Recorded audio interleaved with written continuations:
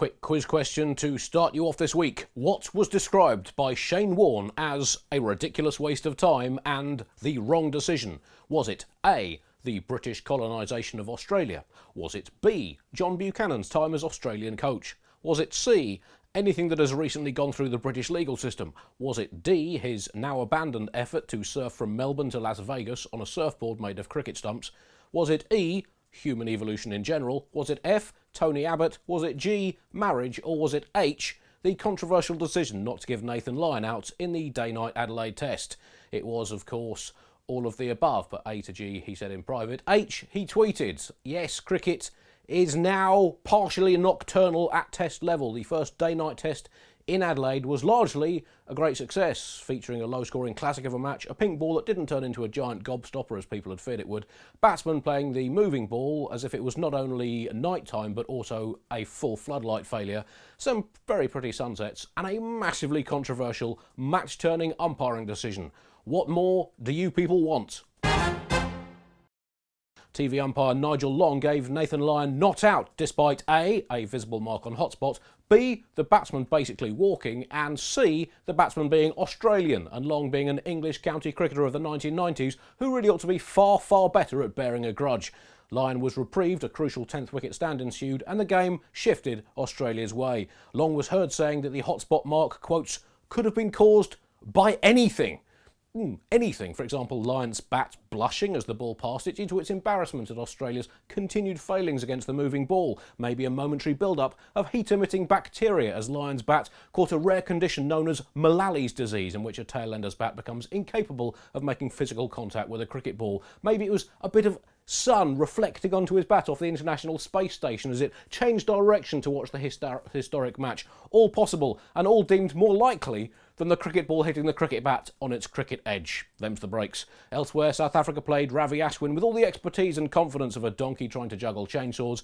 England continued to show that picking batsmen who can hit the ball really hard can be quite useful in limited over cricket, a conclusion they have reached after 20 years of painstakingly intense research at Cricket World Cups doing the exact opposite. And this bit went on longer than it was supposed to, the end.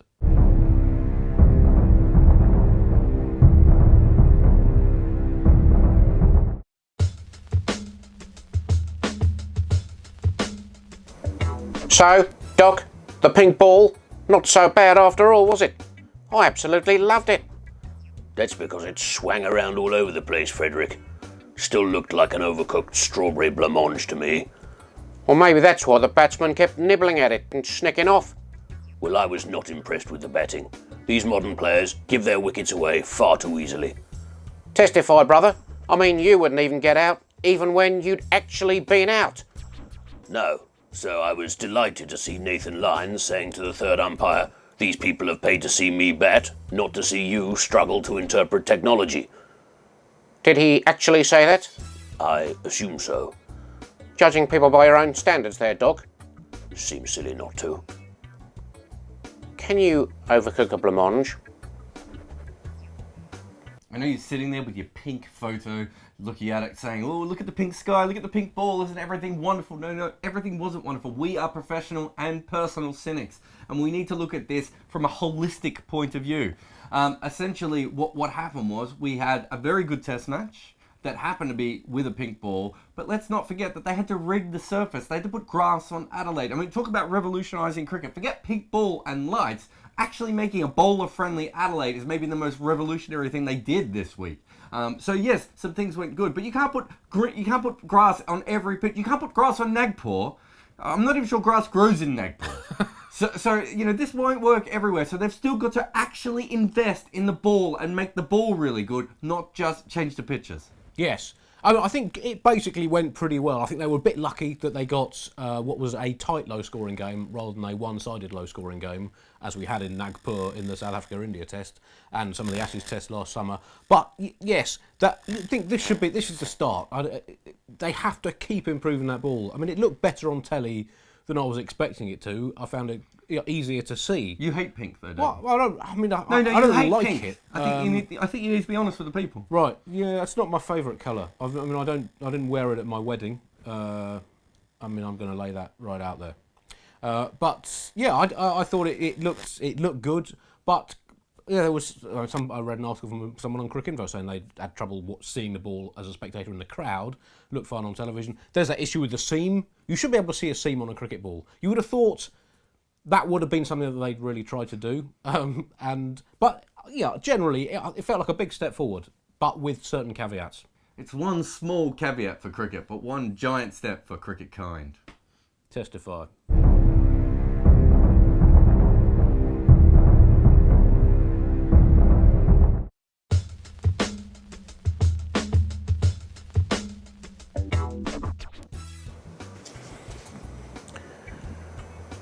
So, Frederick, they're going to let visiting captains have first choice over whether to bat or bowl in the county championship, possibly ending the age-old cricketing tradition of doctoring your own pitches to make sure you win. Is nothing sacred in this sport anymore?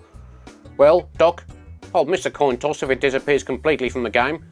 It's the only time in cricket when you can see what the money's actually doing.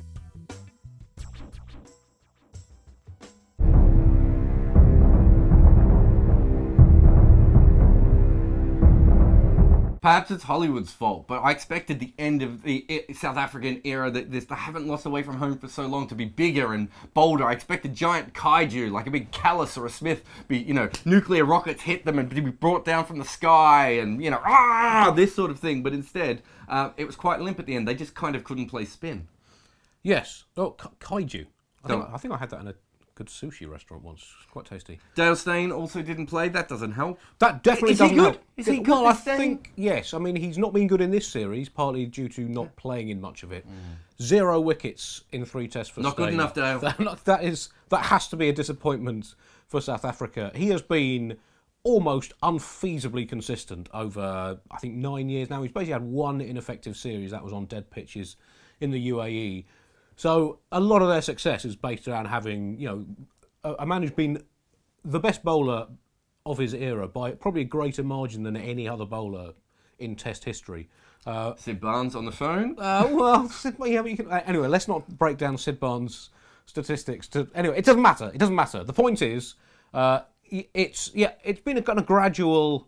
I think we've seen now that over the last sort of 18 months, bits have fallen off that South African team gradually, even going back to Boucher retiring, and we've seen the holes now exposed when they were basically playing spin as if, not so much that they'd never played really good spin on difficult pitches before, but that they weren't entirely sure what the thing they were holding in their hands was. That was a problem. And the weird thing about it is, this is a team that has done so well in Asia, and I'm willing to go out there and say it's probably the 5th best Test era we've ever had from any particular team. The problem is they don't get enough credit because A, they're not from one of the bigger media countries, and B, That's their own fault. that is their own fault. And B, I think the other problem is that it happens to come straight after the West Indies and Australia, and they're not quite as good as that, but they've been really, really good. And I don't think you've given them the credit that they deserve. I'm talking to all, not just you personally. Oh, right, okay. But you, Right, me personally. and everyone. I've given them quite a bit of credit, I think. Have you? I've given them, 8 bits of credit over the years. I've lent them a phone with credit on. Hello, IPL. We at Two Men Out love cricket, and therefore we want to own it, and own its players, and become cricket enthusiast IPL owners. Our pitch is this. We will host games in Croydon. Our uniforms will be white. Our cheerleaders will be old men with flat caps. And our franchise player will be Brendan Nash. Our signing fee will be paid by yet-to-be pulped copies of our books. We are the owners the IPL deserves, even if we are not the ones you want.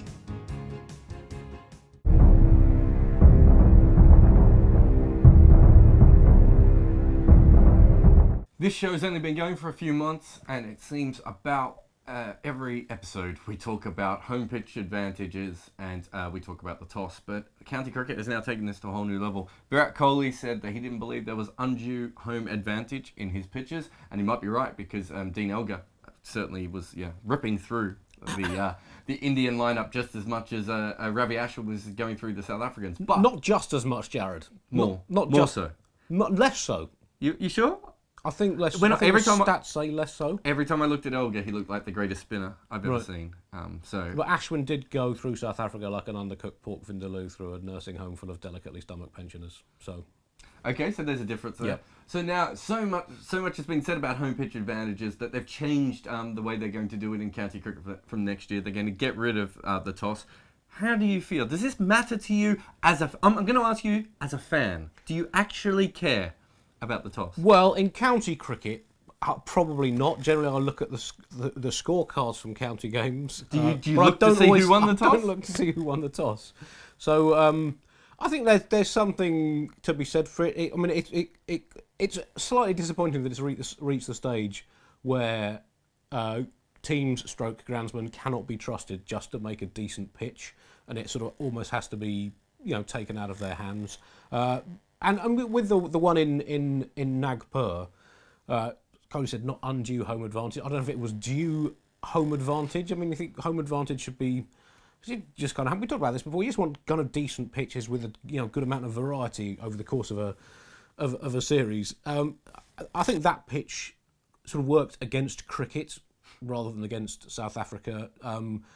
Whereas the previous the Nagpur pitch when England were there 3 years ago, that was a different type of awful. That it was probably the dullest Test cricket pitch. I mean, it kind of sapped the entire will of humanity to live. I think if we ever just give up as a species, the moment that decline started will be traced back to that Nagpur Test match in late 2012. I've gone slightly off point, but I think it's an interesting experiment.